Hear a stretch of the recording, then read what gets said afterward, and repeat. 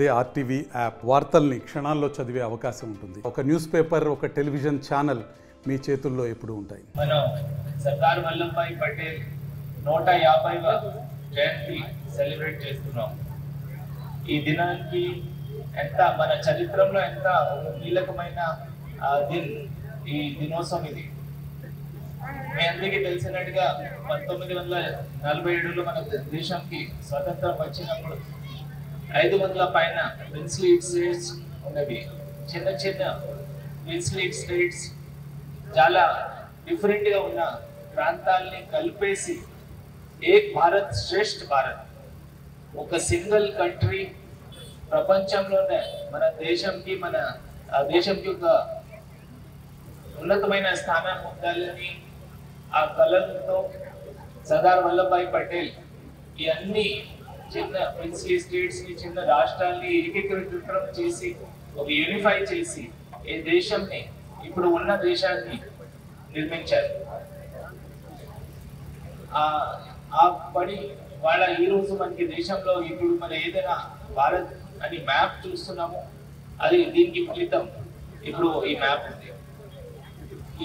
ఈ దినోత్సవంని 2014 నుంచి కేంద్ర ప్రభుత్వ ఆదేశాల మేరకు ప్రతి సంవత్సరం జరుపుకోవడం జరుగుతుంది. ప్రతి సంవత్సరం 31 అక్టోబర్న డిఫరెంట్ కార్యక్రమాలు, రకరకాల యాక్టివిటీస్ జరుపుకుంటూ యూనిటీ గురించి ఒక మెసేజ్ ఇవ్వడానికి అన్ని రాష్ట్ర ప్రభుత్వం, కేంద్ర ప్రభుత్వం మన భారతదేశాన్ని అందరినీ కూడా కలిపి ఐక్యమత్యంగా 1947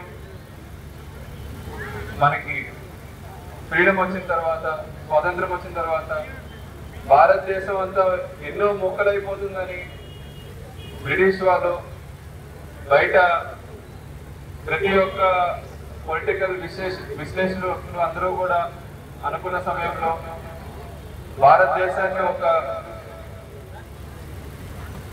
ఐక్యతతో మరియు ప్రతి ఒక్క రాష్ట్రంలో ఉన్న వివిధ కులాలు, మతాలు, ప్రాంతాలన్నింటినీ కలిపి ఒక దేశంగా మార్చి మన భారతదేశాన్ని అందరినీ కలిపిన మన సర్దార్ వల్లభాయ్ పటేల్ ఈ రోజు మనం గుర్తు చేసుకోవడం జరుగుతుంది.